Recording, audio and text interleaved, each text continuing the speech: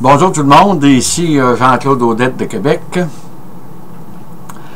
Aujourd'hui, je vais entreprendre la dernière capsule sur ma série de l'histoire de la physique de James Clerk Maxwell, de Aristote à James Clerk Maxwell.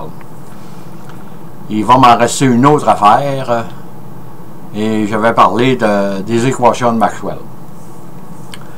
Là, je voudrais revenir sur le grand Isaac Newton. Et comme on le sait, dans son temps, Isaac Newton était admiré un peu partout en Europe, là. Et je voudrais apporter une attention particulière à la France, qui avait une admiration pour Isaac Newton. Et ils l'ont même élu membre associé à l'Académie des sciences de la France en 1699. Ça veut dire que Newton était vraiment apprécié en France à son époque. Et même, on lui a fait un éloge funèbre lorsqu'il est décédé. C'est Bernard de Fontenelle, Bernard de Fontenelle qui a écrit son éloge funèbre de Isaac Newton qui a été prononcé à l'Académie en France. Et Voltaire, qui était un grand ami de l'Angleterre et un fan aussi de Isaac Newton, a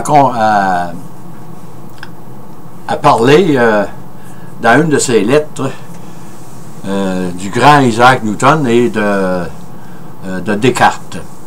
Comme on sait, Descartes était un Français, là. Et tout comme Voltaire, Descartes a dû s'exiler momentanément de la France, parce que c'était des types qui étaient vraiment en avance sur leur temps et des fois leurs idées ne cadraient pas avec l'esprit du temps. Et Voltaire, comme je le disais, a toujours eu un fait pour l'Angleterre, parce qu'ils lui ont donné asile assez souvent, là. Quand il était poursuivi en France, il s'en allait en Angleterre. Et il a toujours bien admiré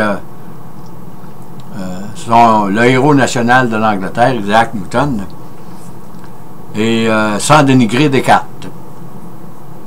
Et il avait écrit une phrase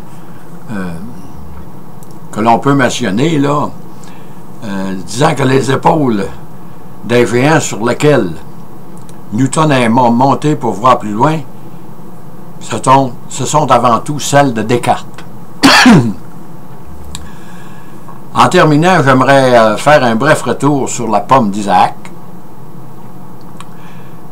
qui, comme on le sait, fait encore parler d'elle aujourd'hui, parce qu'en 1986, la sonde Giotto va aller frôler la comète Halley, et en 1989, la sonde Voyageur, après avoir visité Jupiter, Saturne et Uranus, va passer à quelques centaines, à quelques milliers de kilomètres de la planète de Leverrier, soit Neptune. Comme je le disais dans une capsule précédente, Leverrier a découvert la planète Neptune sans qu'il la voie, mais juste en se servant des équations de Newton sur la gravitation. Et aujourd'hui, de nos jours, les sondes, avec les ordinateurs que l'on possède pour calculer leur trajectoire, sont des centaines de millions de fois plus rapides. Une petite anecdote, là, que je voudrais dire qu'Hortense Lepôtre, ça c'était une assistante de Picard qui était apparemment très très versée dans les calculs, et c'est pour ça que dans ce temps-là, Hortense était comme si vous voulez l'ordinateur du temps, parce qu'apparemment elle était très très rapide, et on pourrait dire qu'elle avait la bosse des mathématiques. Quand ils ont mesuré l'arc de cercle de 1 degré, là, Hortense était intervenu là-dedans, puis calculer ça, des fois ça prenait au-dessus d'un an, là, tout à refaire les calculs quand il était revenu de ces contrées lointaines, là, pour vérifier l'exactitude de la théorie de Newton en rapport avec l'aplatissement de la Terre au pôle. Et comme vous le voyez encore aujourd'hui, le grand Isaac Newton nous est encore utile avec sa théorie sur la gravitation.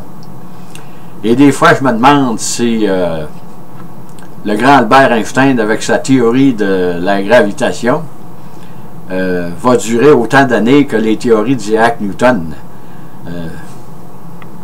Qui sait? Hein, peut-être que les théories d'Albert vont probablement exister, mais peut-être qu'il va y en avoir d'autres de plus sophistiqués.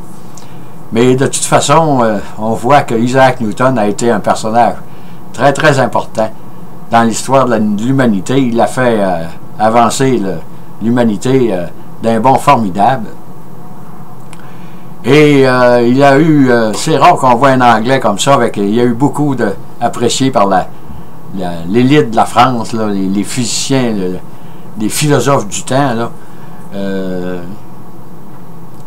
ont toujours apprécié Isaac Newton, et je n'ai pas pu trouver dans les livres que j'ai consultés de controverses à son sujet en France. Peut-être qu'il y en a eu, mais je n'ai pas pu en trouver.